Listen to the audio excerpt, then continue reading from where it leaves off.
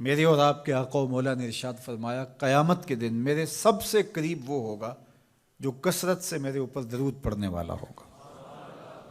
تو یہ حضور کی قربت کا ضامن ہے درود۔ تو اس لیے اپنی اولاد کو حضور علیہ السلام پر درود پڑھنے کی ترغیب دو۔ بچپن میں ہی اپنے گھر کے اندر مجالس درود قائم کرو۔ روزانہ کی بنیاد پہ ہو تو بہت اچھا، نہیں تو ہر 8 دن کے بعد ایک دن ضرور متعین کر لیا جائے۔ جمعۃ المبارک کے دن کثرت کے ساتھ درود پڑھنے کی ترغیب دی گئی ہے، اور فرمایا اس دن فرشتے حاضر ہوتے ہیں۔ تو حضرت ابو درداء رضی اللہ تعالی عنہ نے عرض کی یا رسول اللہ صلی اللہ علیہ وسلم، آپ کی حیات طیبہ میں تو ٹھیک ہے، لیکن جب آپ انتقال کر جائیں تو کیا اس کے بعد بھی یہ عمل جاری رکھا جائے؟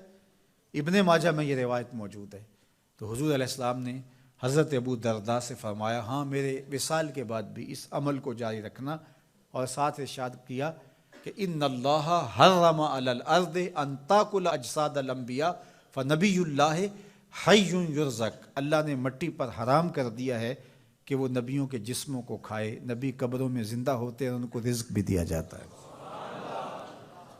تو کہا کہ یہ میرے بعد بھی میرے اوپر درود کے سلسلے کو جاری رکھنا۔ تو ایک مومن تو درود کے ساتھ جڑا ہوا ہے، وہ تو درود کے بغیر دن گزار ہی نہیں سکتا۔ الگ سے نہ بھی پڑھے تو اس کو نماز کے اندر درود پڑھنا ہی ہوتا ہے۔ درود ابراہیمی تو نماز کا حصہ بنا دیا گیا، اور اس کو کثرت کے ساتھ درود پڑھنے کی ترغیب دی گئی۔ تو درود ایک ایسا وظیفہ ہے کہ جو اپنی زندگی میں جتنا زیادہ شامل کر سکتے ہو اتنا زیادہ شامل کر لو۔ ویسے بھی درود پڑھنے سے بچوں میں تقدس پیدا ہوتا ہے، بچے پاک دامن رہیں، عفت مآب رہیں، ان کی طبع میں تقدس رہے۔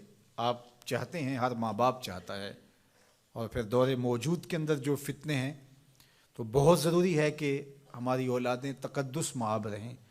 تو ان کو درود کی ترغیب دو، تو اس کا عملی نتیجہ یہی ہوگا کہ ان میں تقدس کا جوہر پیدا ہوگا، اور ان کی عصمت کی حفاظت رہے گی۔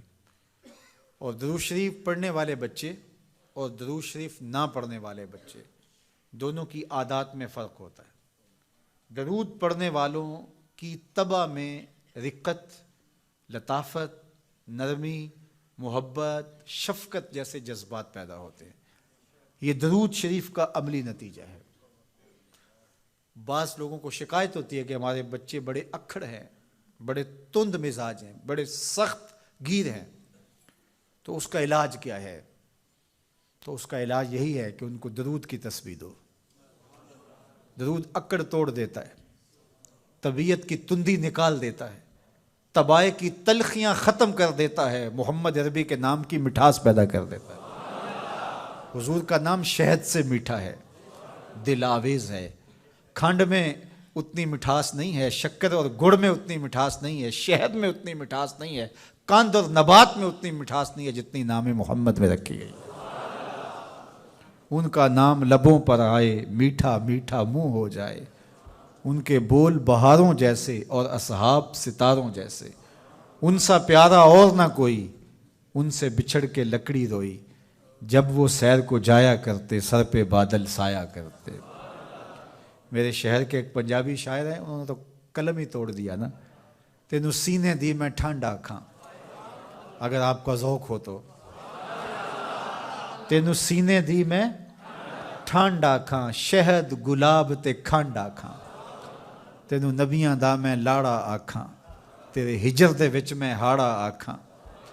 تو ان کا نام ہی میٹھا ہے، دل آویز ہے۔ تو درود غصہ ختم کرتا ہے، طبیعت کی تلخی اور تندی مٹا دیتا ہے، اکھڑ پن ختم کرتا ہے۔ تو آپ اگر چاہیں کہ اولاد اکھڑ ہے تو ان کو کسی طرح درود پہ لے آئیں، درود کی تسبیح ان کے ہاتھ میں دے دیں، تو ان کی طبع میں نفاست بھی آئے گی، ان کی طبع میں لطافت بھی آئے گی، ان کی طبع میں رقت بھی آئے گی، ان کی طبع میں محبت بھی آئے گی، ان کی طبع کے اندر جو ہے وہ لیاقت بھی پیدا ہوگی۔ درود پڑھنے والا بچہ ذہنی استعداد میں درود نہ پڑھنے والے بچے سے بہتر ہوتا ہے۔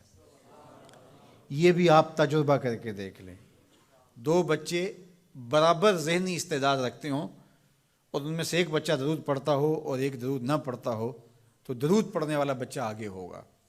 یہ درود کی برکتیں ہیں، یہ درود کی رحمتیں ہیں۔ تو درود کثرت سے پڑھنا اپنی اولاد کو سکھائیں گے۔ ہفتہ روزہ آپ محافل کا گھر میں انعقاد کر لیجئے اور اس میں صرف دروشی پڑھ لیجئے، تو انشاءاللہ اس سے آپ دیکھیں گے کہ اولاد کو اس کا فرق پڑتا ہے۔ یہ تربیت کا ایک آسان نسخہ ہے اور یہ وہ وظیفہ ہے جس سے تھکن نہیں ہوتی، یہ وہ وظیفہ ہے جس سے طبیعت میں تلخی نہیں آتی۔ کہتے ہیں وظیفہ میں نے پڑھا ہے تو وظیفہ پڑھتے پڑھتے میری طبیعت میں یہ ہو گیا ہے، وہ بعض کہتے ہیں وظیفہ الٹ پڑ گیا ہے۔ بڑے وظیفے الٹ پڑھ سکتے ہیں لیکن درود الٹ نہیں پڑتا، درود ہے ہی سیدھا، یہ الٹوں کو بھی سیدھا کر دیتا ہے۔ تو درود پڑھیں اور یہ منہ بھی میٹھا رکھے گا، یہ دل بھی ٹھنڈا رکھے گا، یہ دنیا بھی ٹھنڈی رکھے گا اور آخرت بھی ٹھنڈی کر دے گا۔ درود چراغ بھی ہے، درود کستوری بھی ہے، خوشبو بھی ہے، مہک بھی ہے، شہد بھی ہے، گلاب بھی ہے، کھنڈ بھی ہے اور سینے کی ٹھنڈ بھی ہے۔ تو درود اپنی طبع کے اندر اچھی طرح سے راسخ کر لیں اور اپنی اولادوں کی طبع میں اس کو راسخ کریں۔ اس سے آپ عملاً دیکھیں گے، میں سالوں کی بات نہیں کرتا، اشروں مہینوں کے اندر آپ فرق پڑتا دیکھیں گے۔